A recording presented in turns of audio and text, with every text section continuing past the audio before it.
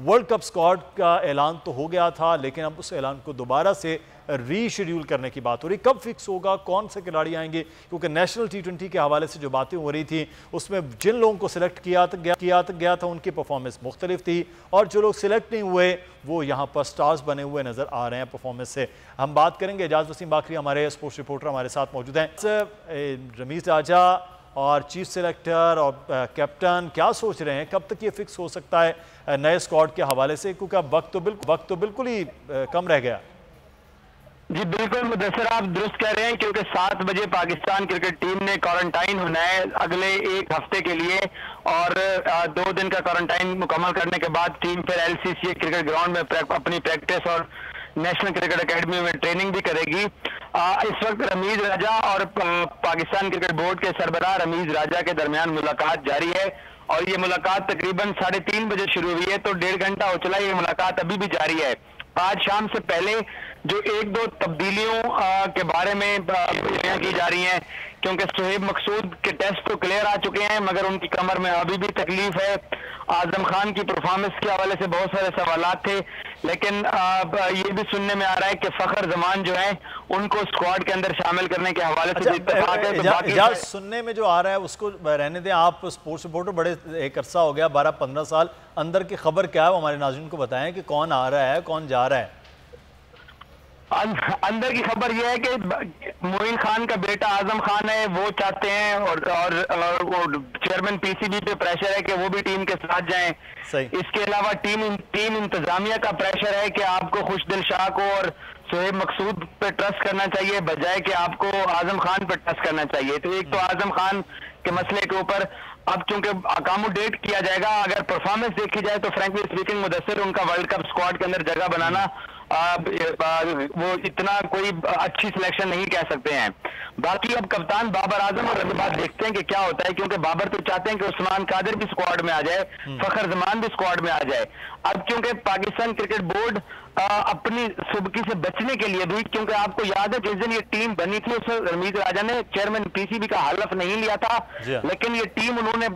इस टीम को तैयार करने में उनका बड़ा क्लियरी किरदार रहा है। तो ये तो नेशनल T20 के अंदर प्लेयर्स एक्सपोज हुए हैं, तो एक प्रेशर है रमीज राजा के ऊपर आजम खान के हवाले से, लेकिन PCB के जो जराए हैं वो ये कहते हैं कि आजम शायद सरवाइव कर जाएं।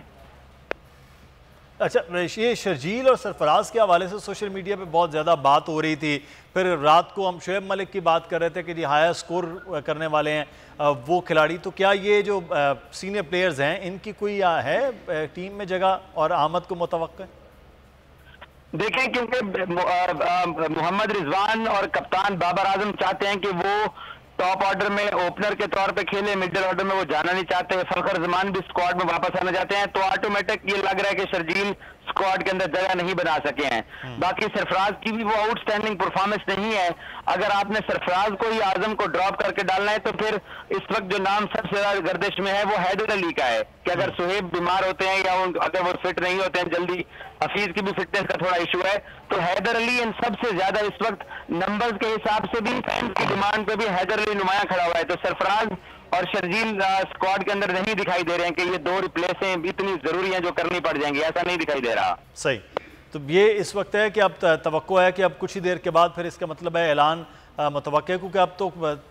चंद घंटे बाकी रह गए जब क्वारंटाइन भी होना है, तो टीम का ऐलान होगा तो क्वारंटाइन वाला मामला शुरू होगा एजाज, तो फिर जल्दी ऐलान मुतवक्किल है।